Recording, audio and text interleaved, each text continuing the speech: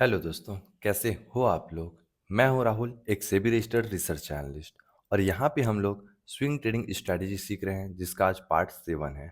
Already breakout stock के बारे में वीडियो बना चुका हूँ 4 से 5, और ये स्विंग ट्रेडिंग स्ट्रैटेजी का 7वां वीडियो है। यहाँ पे हम लोग सीख रहे हैं कि स्विंग ट्रेडिंग कैसे करना है। तो सारी चीज़ें मैं बता चुका हूँ, एंट्री कैसे करना है, एग्जिट कैसे करना है, कैसे स्टॉक फाइंड करना है, कैसे स्टॉक पे ट्रेड करना है, ब्रेकआउट स्टॉक पे कैसे ट्रेड किया जाता है। सारे वीडियो मैं अपलोड कर चुका हूँ, वहाँ से आप लोग जा करके एक बार देख सकते हैं। ओके, अगर सारी चीज़ें आप समझ जाते हो तो बहुत अच्छे तरीके से आप लोग ट्रेड कर पाओगे। ओके, तो चलो, इसमें हम लोग सीखने वाले हैं कि जो स्टॉक मोमेंटम देता है उसको हम लोग कैसे पकड़ें। कहने का मतलब, अगर स्टॉक मोमेंटम स्टॉक है, स्टॉक पे ट्रेंड बनी हुई है, तो उस ट्रेंड में कैसे हम लोग राइड कर सकते हैं, एक अच्छा सा प्रॉफिट कैप्चर कर सकते हैं। ठीक है, तो इसमें कुछ बेसिक रूल हैं, वो पहले आप लोग को मैं एक्सप्लेन कर देता हूँ। देखो, पहला, स्टॉक ना हमेशा EMA 20 जो क्या है शॉर्ट टर्म, EMA 50 जो क्या है हमारा मिड टर्म, और EMA 100 जो हमारा क्या है लॉन्ग टर्म। ठीक है, ये तीनों के ऊपर ट्रेड करना चाहिए। ठीक है, दूसरा रूल क्या है, अगर EMA 20 के पास या उससे थोड़ा सा ऊपर हम लोग को अगर चार्ट मिल रहा है, प्राइस मिल रहा है, तब हम लोग को उस ट्रेड पे राइड करना है। तीसरा क्या है, वहां पे सपोर्ट या फिर कोई ब्रेकआउट हम लोग को देखने को मिलना चाहिए, चाहे ट्रेंड लाइन का हो या फिर सपोर्ट और रिजेक्शन लेवल का हो। दोनों में से किसी का भी अगर ट्रेड मिल रहा है, तब जाकर वहां पे हम लोग ट्रेड करेंगे। क्लियर, तो चलो मैं आपको एक्सप्लेन यहाँ पे कर देता हूँ। मानकर चलो कि प्राइस प्राइस जा रहा था ऊपर, एक काम करो चार्ट पे ही देखते हैं। चलो एक बार समझाता हूँ। मान लो प्राइस ऊपर जा रहा था, ये मोमेंटम कैप्चर किया और ये EMA 20 के अराउंड आया। ठीक है, EMA 20 के अराउंड आया, और EMA 50 और EMA 100 यहाँ से नीचे की तरफ है। क्या यहाँ पे एक ब्रेकआउट आप लोग को इस प्रकार से देखने को मिल सकता है? हाँ, ब्रेकआउट यहाँ पे हम लोग को देखने को मिला, यहाँ पे ब्रेकआउट देखने को मिला, और यहाँ पे EMA 20 को रिस्पेक्ट करके ही ऊपर गया। मतलब ये एक सॉलिड मोमेंटम स्टॉक बनने वाली है, यहाँ से मोमेंटम आने वाली है और स्टॉक पे एक रैली हम लोग को देखने को मिलेगा। समझ आया बात? नहीं आया? एक बार और एक्सप्लेन करता हूँ, रुको। मान लो मार्केट ऐसे करके मोमेंटम दे रहा था और ये ब्रेकआउट हुआ, और यहाँ पे EMA 20 इसी को रिस्पेक्ट करते हुए यहाँ से ऊपर जाने स्टार्ट किया।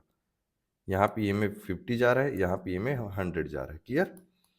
क्या ये ब्रेकआउट जब हुआ स्टॉक पे, तो क्या ये सपोर्ट लिया EMA 20 के अराउंड, और यहाँ पे ब्रेकआउट हुआ? क्या EMA 20 रिस्पेक्ट दे रहा है? रिस्पेक्ट दे रहा है मतलब शॉर्ट टर्म में बुलिश दिखा रहे हैं हमें। साथ साथ यहाँ पे क्या हुआ, ब्रेकआउट हुआ, तो यहाँ पे एक रैली आपका कंटिन्यू होते हुए देखने को मिलने वाली है। अगर यहाँ पे रीटेस्ट लेने आता है, मार्केट ऐसा करके एक अप मूव जा रहा था और इसी लेवल पे आता है और यहाँ से स्टॉक ऊपर जाने स्टार्ट करता है, ये EMA 20 था और ऐसे ही करके यहाँ पे रिस्पेक्ट लेता है। क्लियर? ये EMA 50 है और ये EMA 100 है। तो क्या ये सपोर्ट के पास ही एक और सपोर्ट हम लोग को बनते हुए नजर आ रहा है? ये जो सपोर्ट था वहीं एक सपोर्ट बन रहा है। कहने का मतलब यहाँ पे जो 20 EMA का सपोर्ट है, एक स्ट्रांग हम लोग को बुलिश और मोमेंटम स्टॉक दिखा रहा है।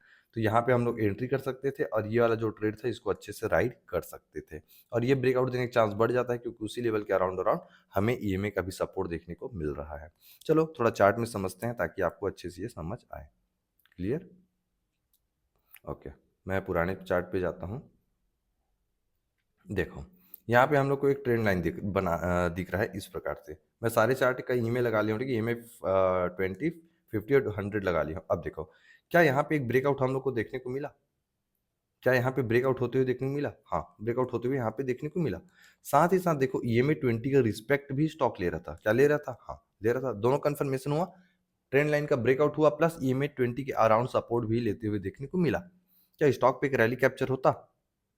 हाँ, ये रैली आप आसानी से कैप्चर करते, क्योंकि स्टॉक 20 में 50 में 100 में दोनों के ऊपर, तीनों के ऊपर है, प्लस यहाँ पे ये हाई का भी रिजेक्शन बन रहा है। देखो, जो हाई पे रिजेक्शन बना था इस लेवल पे, उसको सपोर्ट भी बनाया। कहने का मतलब आपके पास तीन कंफर्मेशन है, एक ट्रेंड लाइन का, एक रिजेक्शन जो था वो सपोर्ट बना, और एक EMA 20 का शॉर्ट टर्म मोमेंटम पे भी सपोर्ट ले रहा है। तो यहाँ पे एक ट्रेड बनती और स्टॉक पे एक रैली आप कैप्चर यहाँ पे कर पाते। क्लियर? उसके बाद देखो आगे, स्टॉक पे क्या हुआ, स्टॉक करेक्शन किया, अगर स्टॉक करेक्शन कर रहा था और यहाँ पे हम लोग ऑलरेडी ये लगाते, अगर फिबोनाची लगाते, तो ये जो रिजेक्शन था ये सपोर्ट बनता हमारा।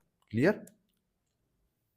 ये जब सपोर्ट बना और इस लेवल पे एक ट्रेंड लाइन और बन रहा है, अगर आपको ध्यान से आप देखोगे तो यहाँ पे एक और ट्रेंड लाइन बन रहा था।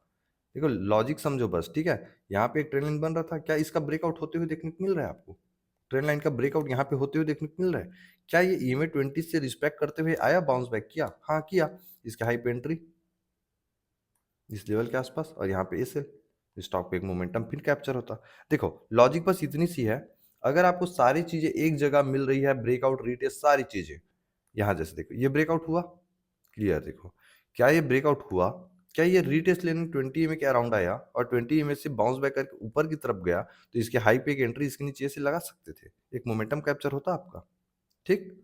और देखो, और मैं कहीं पे दिखाता हूँ आप लोग को, जैसे अब ट्रेंड पे चलते हैं, ये देखो क्या ये ऑल टाइम हाई का रिजेक्शन था? ये बताओ, ऑल टाइम हाई वाली वीडियो देखी हो ना?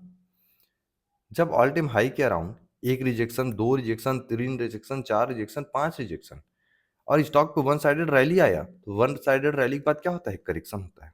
होता है करेक्शन, होता है ना? ये करेक्शन हुआ क्या? क्या ईएमए 20 पे रिस्पेक्ट किया? ये देखो स्टॉक ईएमए 20 को रिस्पेक्ट किया, प्लस हमारा रीटेस्ट भी लिया, कौन से? इस रिजेक्शन लेवल पे ही। जब रिजेक्शन पे ही ब्रेकआउट हो रहा है तो रिजेक्शन को ही रिस्पेक्ट कर रहा है, रिटेस्ट ले रहा है, और यहाँ पे ईएमए 20 को भी रिस्पेक्ट कर रहा है, ईएमए 50 और ईएमए 100 से ऊपर है, तो क्या ये बुलिश मोमेंटम दिखा रहा है? हाँ दिखा रहा है। तो यहाँ पे अगर आप एंट्री प्लान किए होते सिंपल सा, इस लेवल का राउंड, इसके नीचे सेल, तो ये रैली आप आसानी से कैप्चर कर पाते ना, जो कि 30-40% का राउंड था। समझ आया बात? देखो कोई और स्टॉक निकालो अच्छा सा, जैसे ऑयल इंडिया पे चल रहे हैं हम लोग, जैसे ये देखो स्टॉक पे हम लोग को कोई ऐसा लेवल फाइंड करना है जहाँ पे ब्रेकआउट या रिटेस्ट होते हुए देखने को मिले। जैसे मुझे एक ट्रेंड लाइन दिख रहा है, ये क्या ये इंपॉर्टेंट ट्रेंड लाइन है? ठीक? जब इस ट्रेंड लाइन का यहाँ पे ब्रेकआउट हो रहा था और यहाँ पे जो रिजेक्शन था इसका भी ब्रेकआउट हुआ, देखो ध्यान से, ये रिजेक्शन था, यहाँ पे इसका रिटेस्ट हुआ, बट ये रिजेक्शन के ब्रेकआउट यहाँ पे हुआ। अब जब यहाँ पे जब ब्रेकआउट हो रहा था, ध्यान से देखो, यहाँ पे जब ब्रेकआउट इस लेवल का हो रहा था, क्या ईएमए 20, देखो स्टॉक नीचे आया, ध्यान से देखो स्टॉक नीचे आया, ईएमए 20 को रिस्पेक्ट किया और यहीं से ऊपर गया, तो क्या इसके हाई पे एक एंट्री करके ये वाला ट्रेड कैप्चर कर सकते थे? हाँ कर सकते थे, बहुत आसान था। और देखो कोई एग्जाम्पल के लिए और एग्जाम्पल दिखाता हूँ मैं आप लोग को, ये देखो। हम्म, नहीं, ओके, क्या इस लेवल के अराउंड ये ट्रेंड लाइन बन रहा थी स्टॉक पे? यहाँ पे रिजेक्शन, यहाँ रिजेक्शन, यहाँ पे स्टॉक साइडवे। जब ब्रेकआउट हुआ तो ये ब्रेकआउट रिस्पेक्ट किसको करता है? देखो साइडवे कहाँ पे होता है? ईएमए 20 पे, ईएमए 20 पे साइडवे हुआ मतलब स्टॉक रिस्पेक्ट कर रहा है, मोमेंटम आ सकता है। तो जैसे इस लेवल का ब्रेकआउट हुआ, यहाँ पे हाई पे एंट्री, यहाँ पे ऐसे एक बड़ा मोमेंटम वापस कैप्चर होता। चलो और कोई ऑप्शन दिखाता हूँ मैं आप लोग को। अगर ये ब्रेकआउट के अराउंड मिल जाए ना तो बेस्ट होता है। ब्रेकआउट के अराउंड मिल जाए मतलब मैं समझाता हूँ, जैसे ये वाली लेवल देखो, क्या इंपॉर्टेंट रिजेक्शन लेवल था? था ना? क्या जस्ट ईएमए 20 से रिस्पेक्ट करके स्टॉक ऊपर जा रहा था? यहाँ पे देखो आया, ईएमए 20 रिस्पेक्ट किया, यहाँ पे ब्रेकआउट हुआ, इसका हाई पे एंट्री, इसके नीचे एसएल, उसका स्टॉक फट गया देखो। ठीक है? और कोई एग्जांपल देखो, ऐसा अगर एग्जांपल आपको और मिलता है तो ये देखो, क्या ये ऑल टाइम हाई का वो था रिजेक्शन लेवल? यहाँ पे स्टॉक पे बार बार रिजेक्शन बन रहा था, इसको मैं थोड़ा सा और अच्छे से बना देता हूँ ये वाले लेवल पे। उसके बाद ईएमए 20 पे ही देखो ये ईएमए तीनों को सपोर्ट किया, 50, 100 और 20 तीनों को रिस्पेक्ट किया, वहीं से स्टॉक मोमेंटम दिया, इसका हाई ब्रेक किया, यहाँ पे एंट्री बनता है, इसके नीचे चल एक बड़ा मोमेंटम फिर से। तो बस ऐसे ही आपको, ठीक है, मोमेंटम स्टॉक पकड़ना है। अगर आंख बंद करके भी आप पकड़ना चाहो कोई भी ब्रेकआउट स्टॉक को, ठीक है, कोई भी ब्रेकआउट स्टॉक को या कोई भी मोमेंटम स्टॉक को, बस ये फाइंड करना क्या वहां पे कोई इंपॉर्टेंट रिजेक्शन लेवल का ब्रेकआउट या रीटेस्ट हुआ है। बस एक लेवल आप हमेशा याद रखना, क्या कोई इंपॉर्टेंट लेवल का ब्रेकआउट या रीटेस्ट हुआ है? अगर ये मिल जाए आपको, इसका आंसर मिल जाए हाँ, तो वहां पे आप ट्रेड कर पाओगे। क्लियर? समझ आ गई ये बात? जैसे और कोई एग्जांपल मिले, ये लेवल देखो, ये हुआ ब्रेकआउट हुआ, कहाँ से रिस्पेक्ट किया? ध्यान से देखो ईएमए 20 से, ये मोमेंटम आसानी से आप कैप्चर कर सकते थे। बस ऐसे ही आप लोग को ट्रेड फाइंड करना है मोमेंटम स्टॉक के लिए। अगर नहीं समझ आया वीडियो, कमेंट करना, मैं दोबारा समझाने की कोशिश आप लोग को करूंगा। ओके, चलो वीडियो पसंद आया हो तो वीडियो को लाइक करना, चैनल को सब्सक्राइब करना। मिलते हैं हम लोग अगले वीडियो पे।